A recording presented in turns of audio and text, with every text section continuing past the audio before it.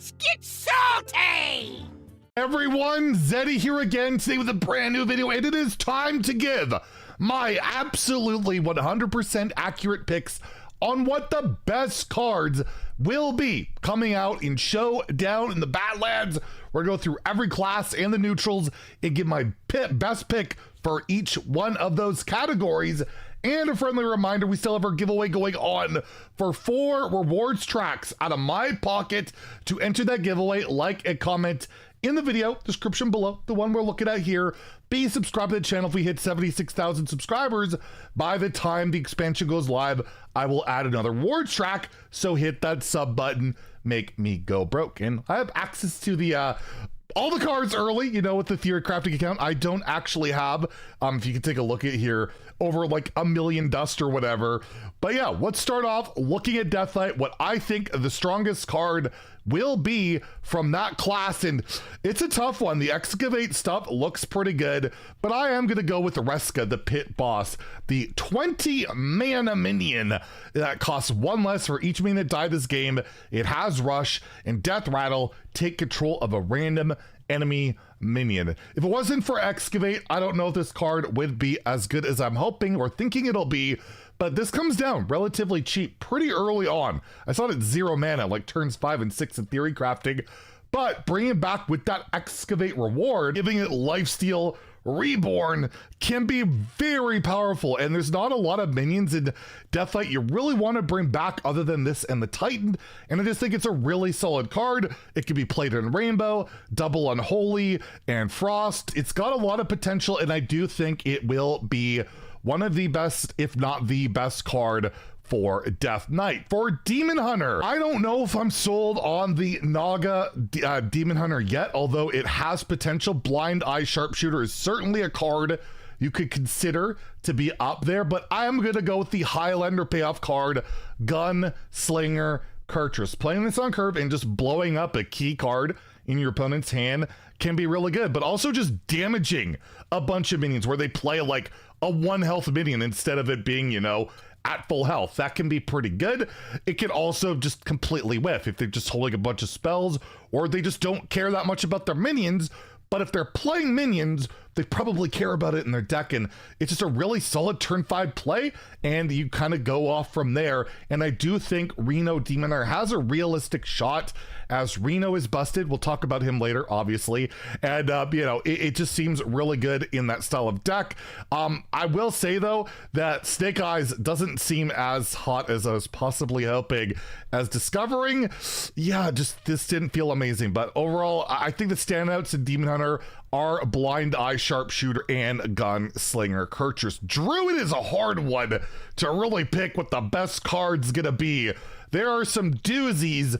I kind of gotta go Rheastraza. Just getting those infinite dragons with the mana cheat is just by far the best Reno style payoff card in the game this expansion, other than Reno himself. This card is incredible, getting that value, that infinite value that can only be removed by Reno, of getting healing, damage, taunts. You can even have disruption, like a razor scale, just a nullifying mana cheat. It is an incredible card, but so is Fi, and also incredible artwork on that signature.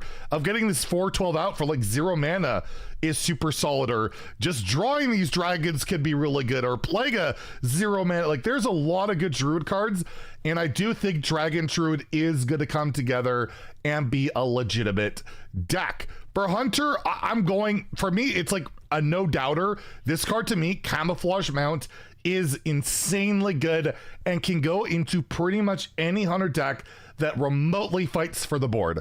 4 mana, give a minion +3/+3, and a random bonus effect. When it summons, it dies this. So effectively 4 mana 6/6 split into different stats. +3/+3 has charge. You get Wind Fury, you can push insane damage, and they got to kill that minion that has Wind Fury and try and deal with the version that comes out of it that has Wind Fury. That's pretty good, darn good. Getting Divine Shield is insane. Reborn, getting Lifesteal possibly might be all right. Like, there really isn't a low roll when you're getting that much stats, and there's such insane upside to it that, to me, it's just a no-brainer.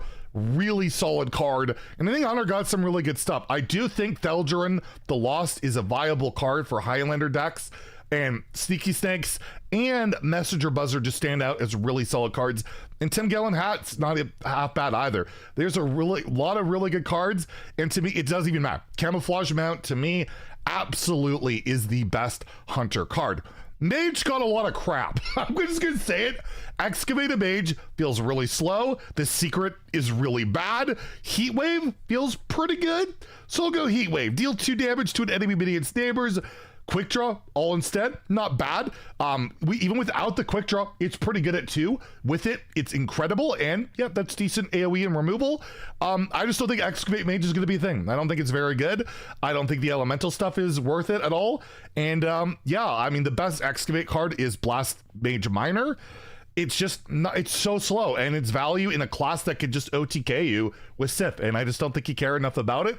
So yeah, for me, I'll just by default really Heatwave, because it's just a solid card. For Paladin got, again, quite a few good cards.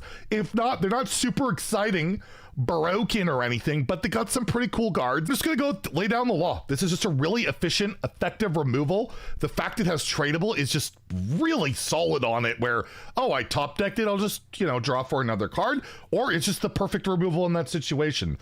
Reno Paladin can definitely run at a slower Pure Paladin, maybe even aggressive decks. I don't know. It's just like 2 mana basically kill anything for the most part. They could possibly trade away and draw another card. It's just super solid, and I'll throw out Hi-Ho Silverwing is another just really good card that I could definitely see popping up into multiple decks. Priest, well, oh boy, there's not a lot of great options, but I will go with Elise. Elise, the Highlander payoff card for Priest, it's good enough, right? Like, you get a bunch of stats. When I play this, every time I got Yogg, and that's pretty good. Yogg, I could just use his abilities, cast some random spells. You get the other Titan, Amenthul, that's incredible. You get the Colossal can be okay as well, or you just get a bunch of stats on the board. That's pretty good. And I just felt like a solid, nice card to play in my Reno Priest. And I think Reno Priest absolutely can see play. And you could steal your other, opponent's Highlander cards if they're playing that too. Swarm of Lightbugs looked all right as well. Getting a board of 1/1 Lightbugs, they look kind of cute and all of that. Not too bad as well. And yeah, preset, pretty underwhelming. Stealing spells is probably fine too, but there's just not a lot going on for Priest this set. For Rogue, they got as usual, they got a lot of good stuff, coin generators and all that, but I will go with Drilly the Kid. Getting all those excavates, getting all that value is pretty darn good. I don't know if you really need to go all in on excavate when you're playing Drilly the Kid. You could just play it in your regular Shadow Step deck and can basically get the Scorpion on its own. Like, you just play it and Shadow Step it. That's basically done. You're there. You don't even have to go too heavy on that. And the Wishing Well, solid meme card, but I don't think it will be that busted meta-breaking mana cheat scam card. It's probably just slow enough, but you might still want to look out for that. For Shaman, again, got such incredibly good cards, whether it's the Highlander payoff of Dr. Holiday, all these really, really good elementals like Scar, the Catastrophe.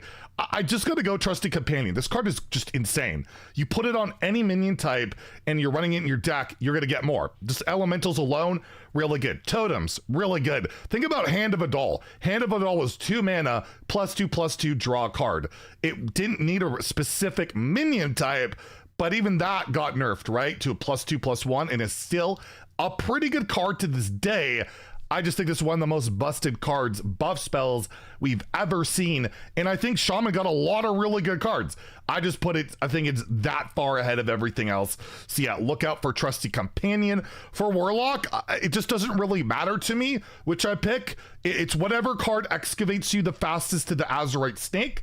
The Azurite Snake is utterly broken. I'm really worried about it.